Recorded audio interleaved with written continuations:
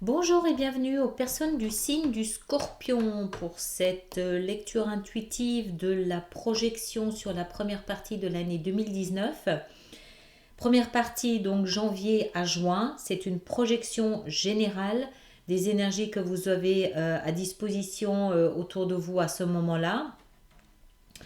Alors comme c'est général, évidemment, ça peut concerner tous les domaines de votre vie et puis surtout aussi ça peut ne pas vous concerner. Et ça peut juste concerner les personnes qui ont un ascendant en scorpion ou un signe lunaire en scorpion aussi. D'accord? Donc ne prenez que ce qui résonne pour vous et laissez de côté ce qui ne résonne pas. Regardez vos autres signes si vous voulez peut-être avoir plus d'informations. Alors, on va procéder comme d'habitude, c'est-à-dire que je vais faire cette lecture et puis à la fin, je vais apporter des éclaircissements que je vais développer sur l'extension qui est à disposition sur Vimeo.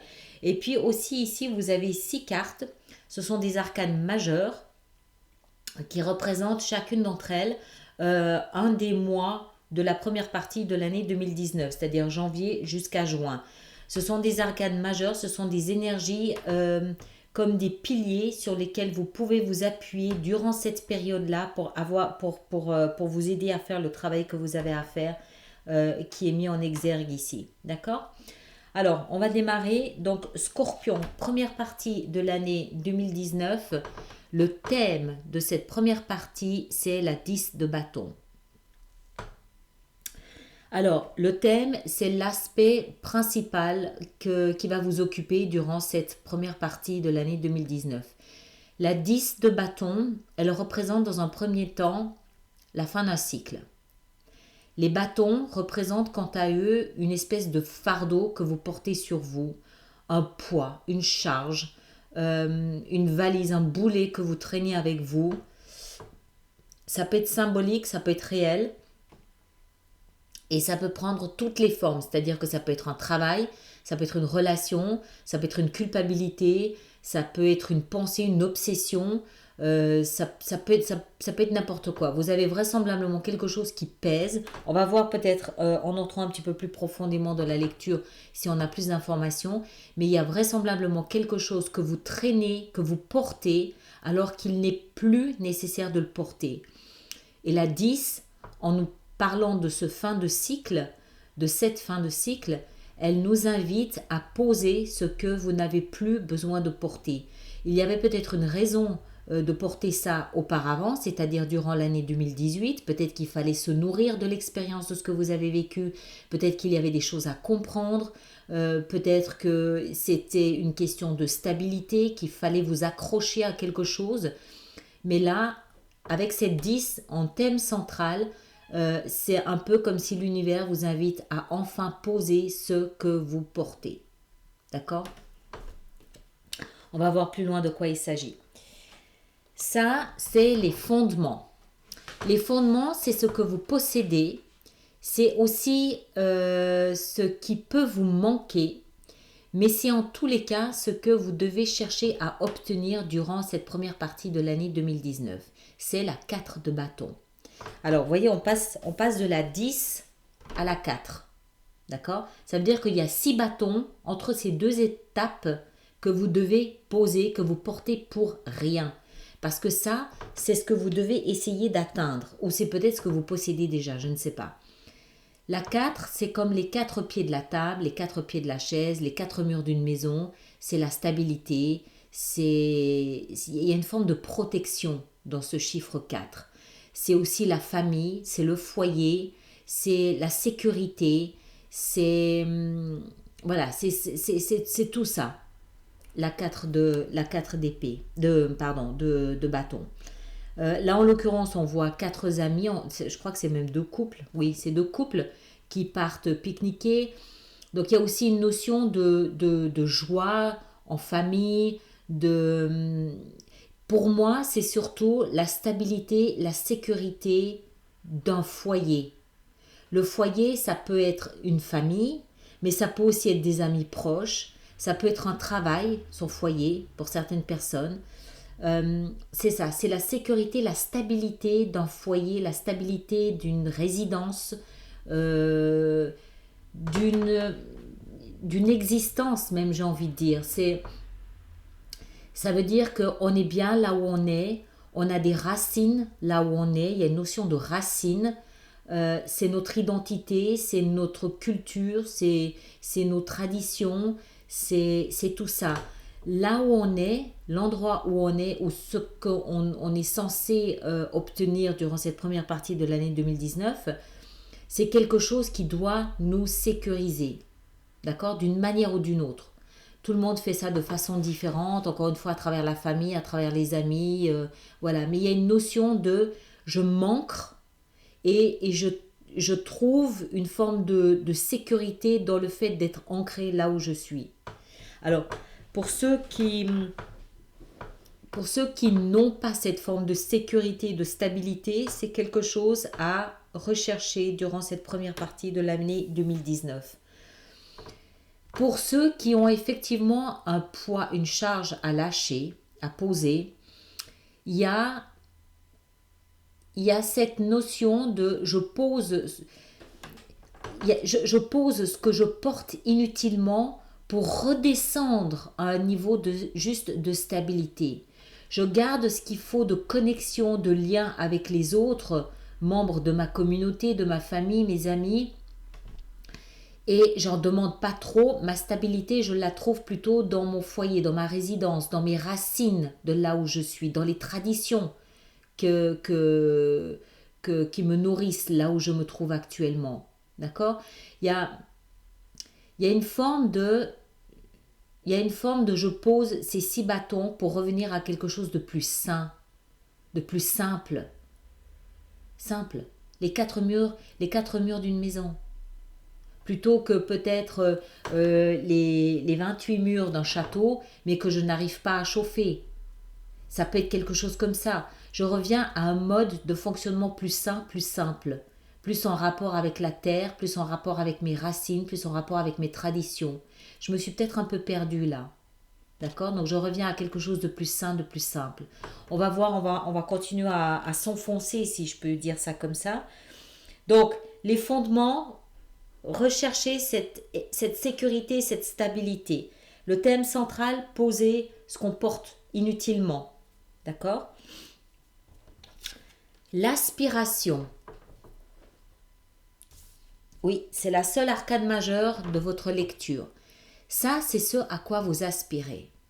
Le jugement.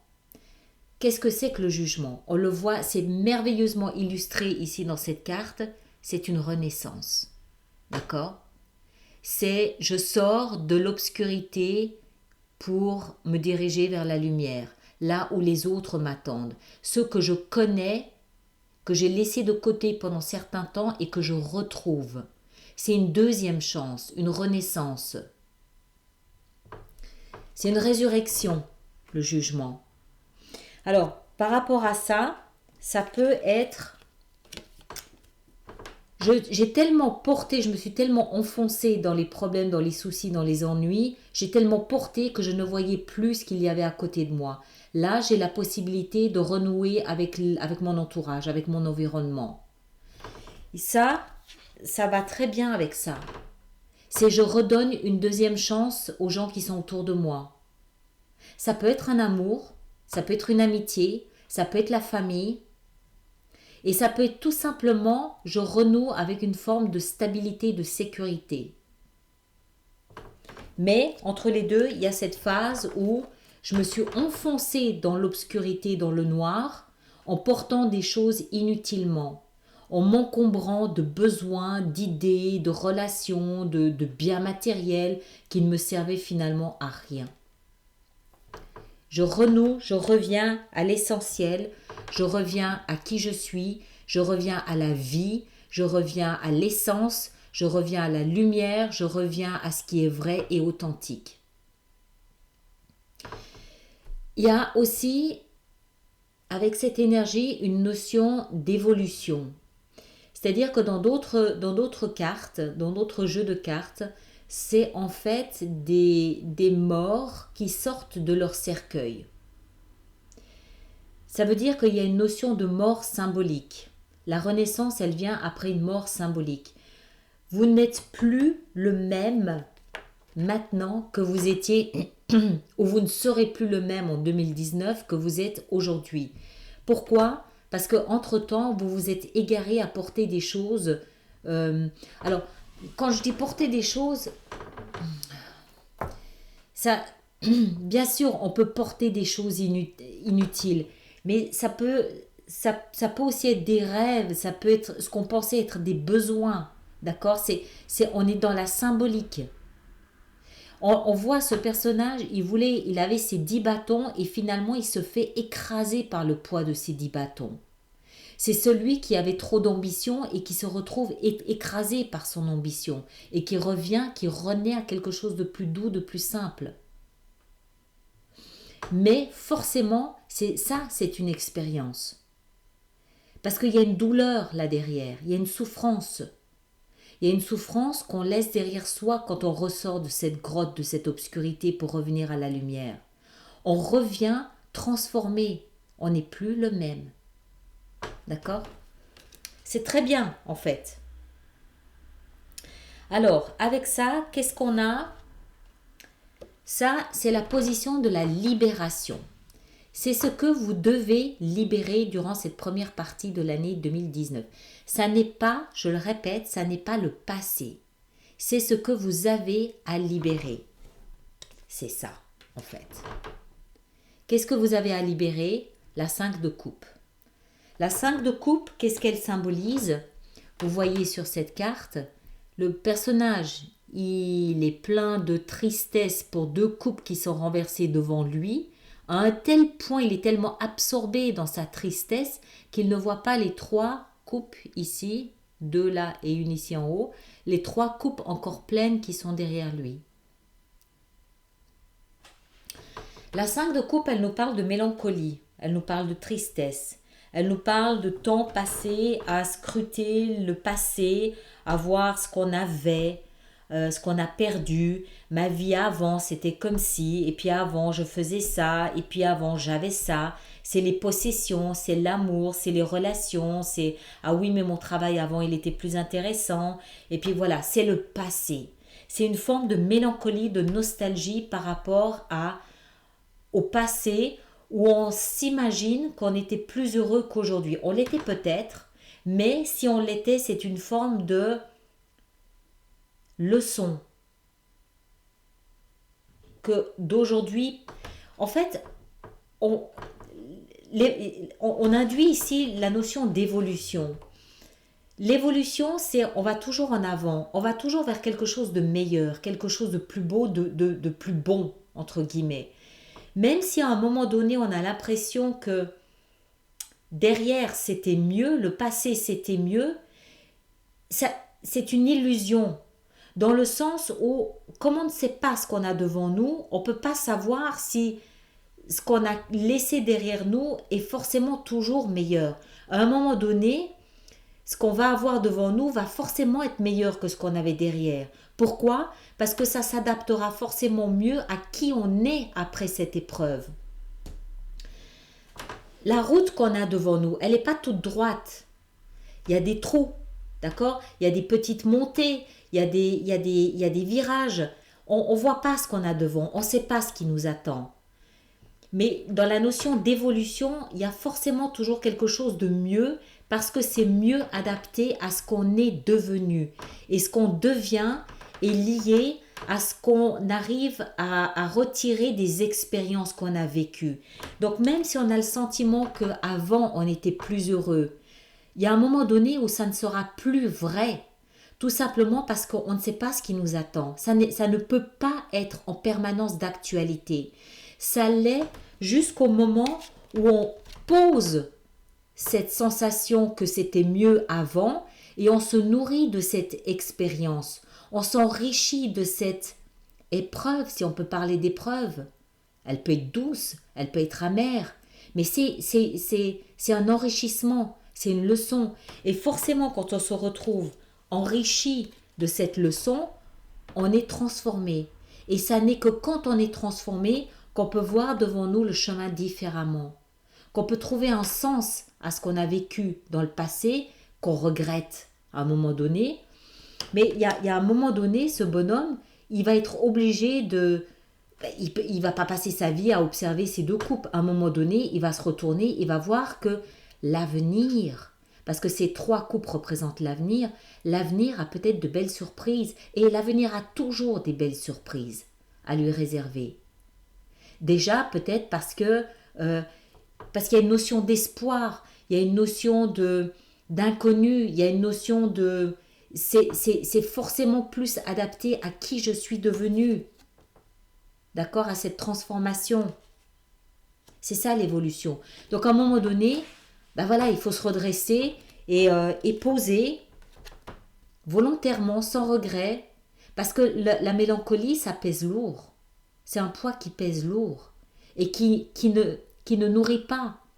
Ça porte rien, la mélancolie. C'est une phase qui est indispensable pour faire le deuil. D'accord, il y a un deuil ici à faire. Un deuil, c'est un lâcher-prise. Un deuil, c'est dire oui, c'était bien, oui, j'ai aimé, oui, j'ai apprécié et oui, ça m'a nourri, j'ai grandi à travers à travers le bonheur et le plaisir que j'ai vécu ou que j'ai partagé.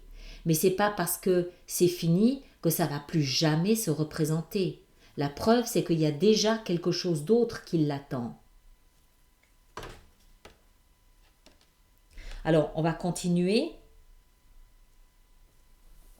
Dans la position de l'action, alors les deux sont tombés, donc c'est pour ça que je les ai prises les deux. Et en plus, je crois que j'ai bien fait parce que vous allez voir. Donc, dans l'action, on a quoi? On a la 6 d'épée.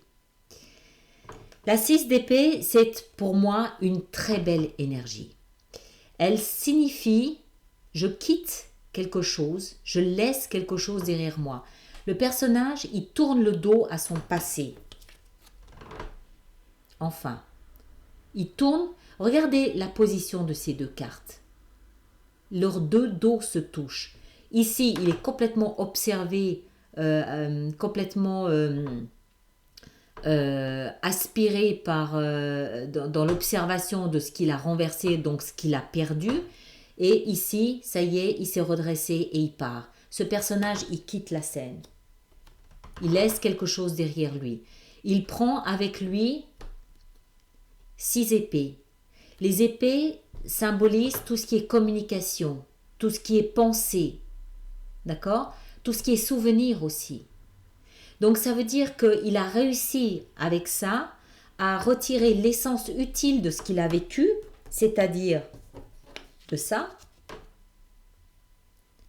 D'accord? Sur ces 10, il va peut-être en garder que 6. Et il va partir. On voit que là où il navigue pour l'instant, il est dans le brouillard, ce qui veut dire qu'il ne sait pas trop où il va arriver, où il va atterrir, mais il part. Il sait que, ça y est, il est déjà plus le même. Il s'est nourri de ce qu'il a vécu. Il part, il va à l'exploration de nouvelles choses. À l'exploration de quoi? Là, le valet de coupe, d'une renaissance émotionnelle, d'un nouvel espoir émotionnel, d'un nouveau... Les valets représentent la graine, c'est une graine, c'est quelque chose de tout petit. Tout petit dit aussi concentré. Dans la graine, il y a la promesse d'un arbre. On a l'immensité d'un arbre et on voit la petite taille de la graine. La graine porte en elle cette promesse du devenir de l'arbre. Le valet porte en lui la promesse de devenir un roi. Donc la coupe représente les émotions. Donc c'est une naissance, un nouveau, une graine de quelque chose qui nous satisfait émotionnellement. Ça peut être une relation, ça peut être un nouvel amour, auquel cas ça voudrait dire qu'on s'ouvre à la possibilité d'un nouvel amour. Mais ça peut aussi être tout simplement un nouvel endroit qui nous plaît. Ça peut être un nouveau projet qui nous plaît. Ça peut aussi être qui je suis devenu me plaît. Je me plais. J'aime qui je suis devenu. J'aime ce que j'ai fait de mon expérience douloureuse du passé. D'accord? C'est la promesse, le valet de coupe, c'est la promesse de jours meilleurs. Mais avant, voilà, il y a du travail. Vous avez 6 mois pour faire ça. D'accord? C'est très clair, c'est très net. Il y a quelque chose à lâcher, quelque chose que vous portez qui ne vous sert plus à rien et qui devient une charge, un poids. Ça peut être n'importe quoi. Il faut le lâcher. Il faut, alors, cette fois je peux l'affirmer, il faut trouver une forme de stabilité. Cette 4 de bâton, elle apparaît dans les fondements parce que c'est ce qui vous manque. Trouvez-vous une stabilité, trouvez-vous vos 4 murs, trouvez-vous cette chaise aux 4 pieds sur laquelle vous pouvez vous asseoir le temps de faire ce travail.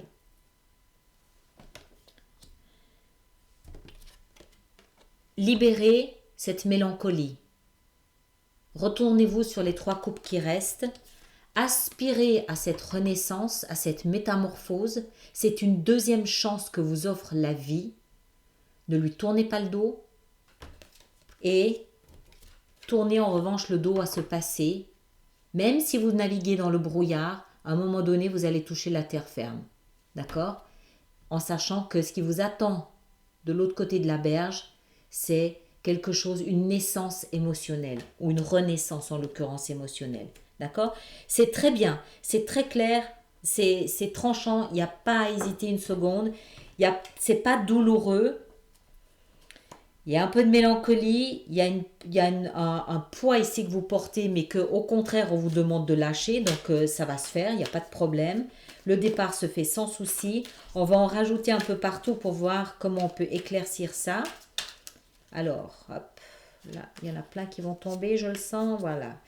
Alors, qu'est-ce qui va avec la 10 de bâton? Qu'est-ce qu'on peut mettre avec la 10 de bâton? La 10 de bâton, la 10 de bâton, la 10 de bâton.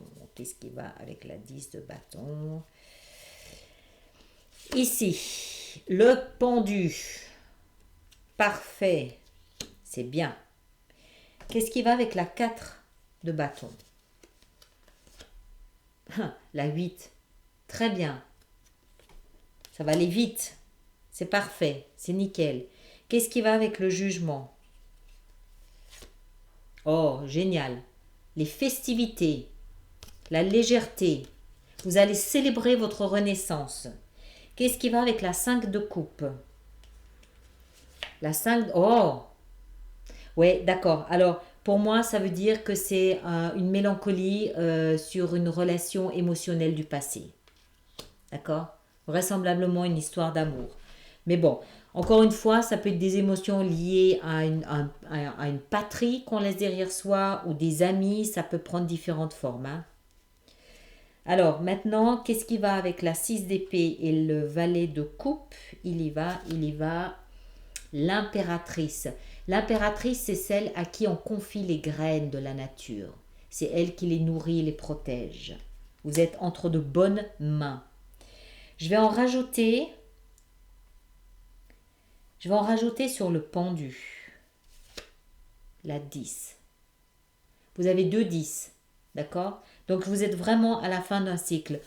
Tous ceux pour qui c'était difficile et pénible ces derniers mois, vous êtes à la fin. Vous avez 2 10. D'accord? Vous êtes à la fin de ça.